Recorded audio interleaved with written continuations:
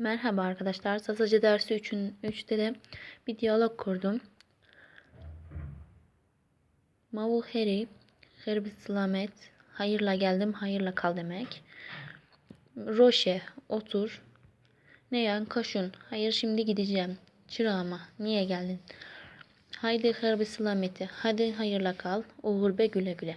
Sonra buraya 3 nokta koydum çünkü ne dediği belli olmayabilir, istediğini diyebilirler. Sonuna geldim direkt diyaloğun sonuna.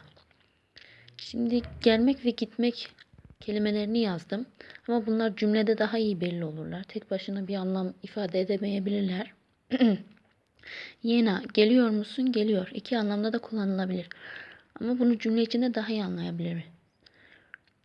Yena, o geliyor mu? Genellikle kızlarda kullanılır. Na yena diye geliyor. Na şona, bu gidiyor mu? Hoşona diye gidiyor. Mesela öyle yani. Estor zafheskın, ben seni çok seviyorum. Eziki, ben de. Onca be, yine gel. Daha May, artık gelme. İzlediğiniz için teşekkürler.